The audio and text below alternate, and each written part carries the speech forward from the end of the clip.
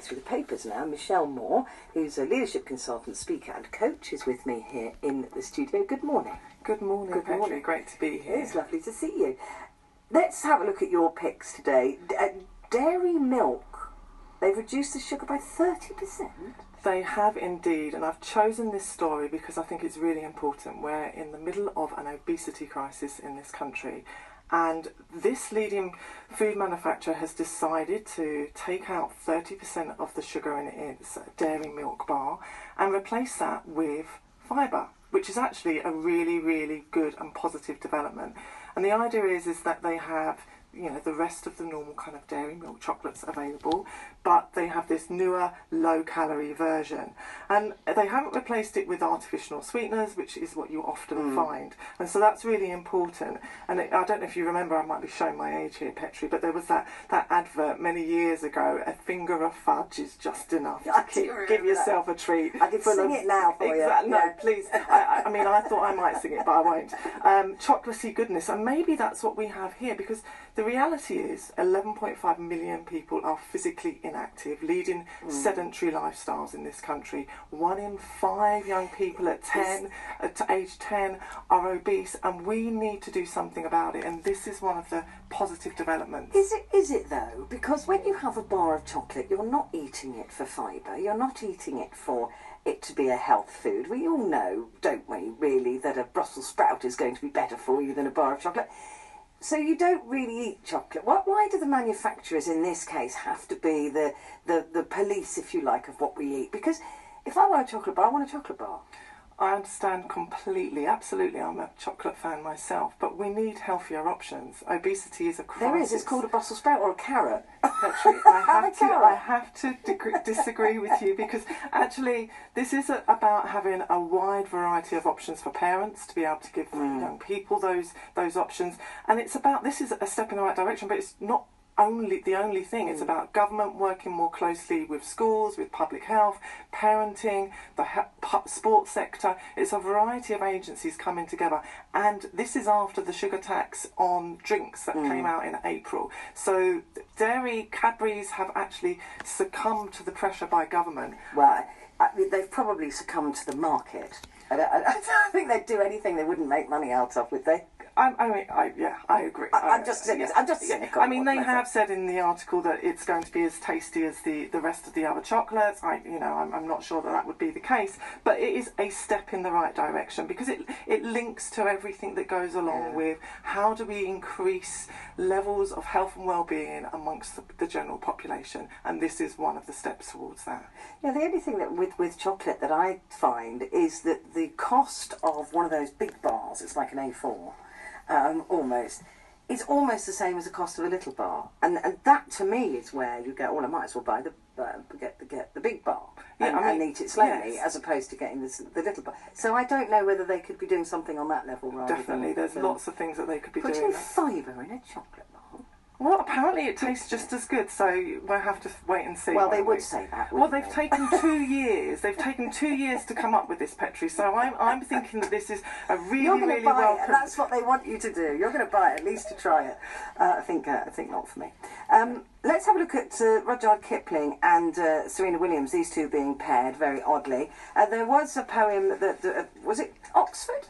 That's right. Oxford University put a Maya Angelou poem over the top of the Rudyard Kipling one. That's right, and I've chosen this because I think it's really important. I mean, it's being reported quite differently in different newspapers, as you would imagine it would be.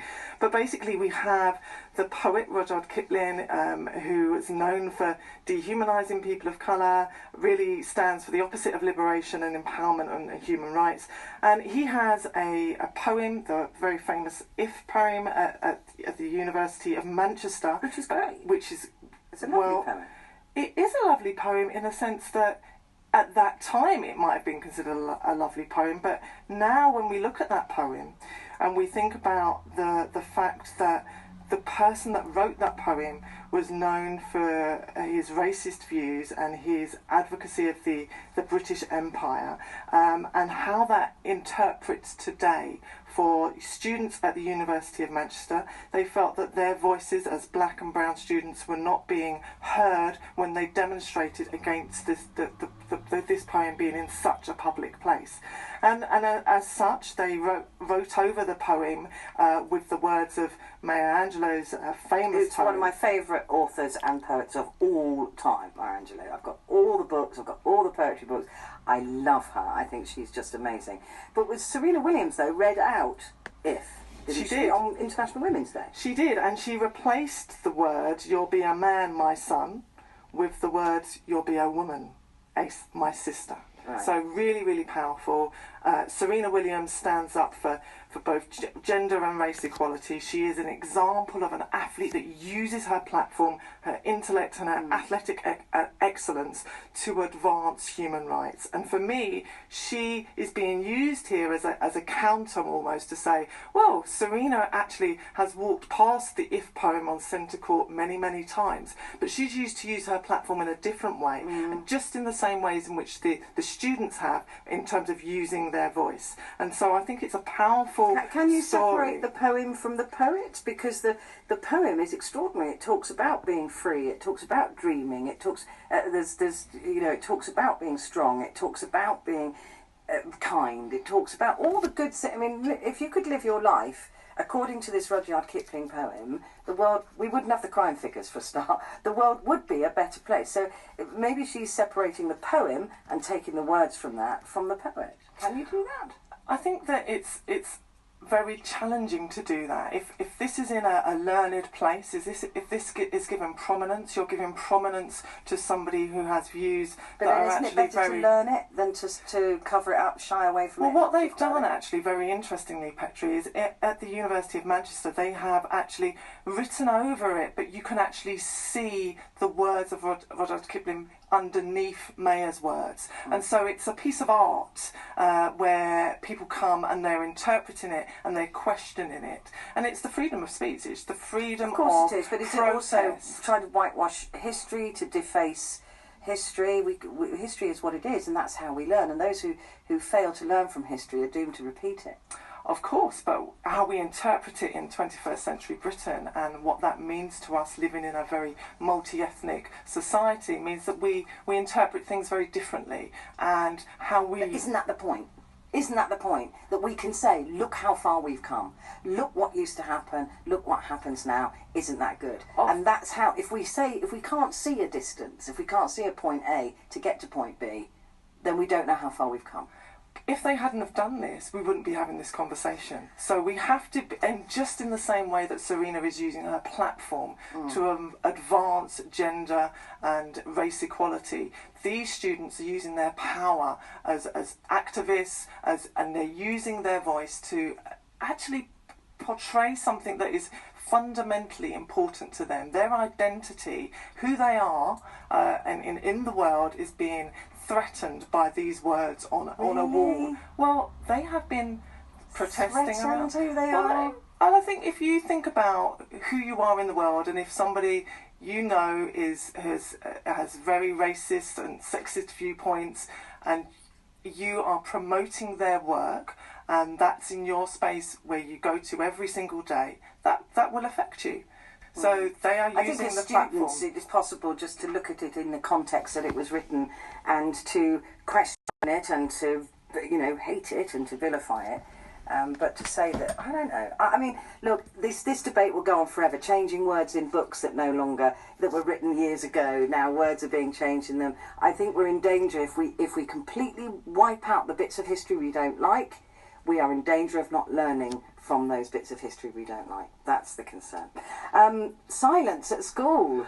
Yes, what's this about? Indeed. Well, a school has a head teacher has decided to instill some new rules around silence in terms of actually managing the behaviour in this school in Hornchurch. So children are banned from speaking in the corridors. They must line up for lessons. There's a quiet time at the end of playground, and it's all about trying to ensure more orderly ways of walking around the building. Victorian idea. It is indeed, of education. and what we have here is students and parents not entirely happy. But the head teacher has said that there's been a reduction in the amount of children in isolation. I have an issue with that anyway. And also that actually they've seen young people, you know, their behaviour kind of improve. Now for me this is quite an extreme version of behaviour management, and in every single school it's very different. The culture and the ethos of what that head teacher wants to instill in their young people varies from school to school. But for me, if we were to have something like mindfulness lessons, the daily mile that increases physical activity. To be honest with you, I'd like everybody at their desks right now just to be quiet. So set some quiet time, hands on your head. That would be lovely. Michelle, thank you very much indeed for coming in. Michelle Moore there, who's a leadership consultant, a speaker and a coach. We're going to continue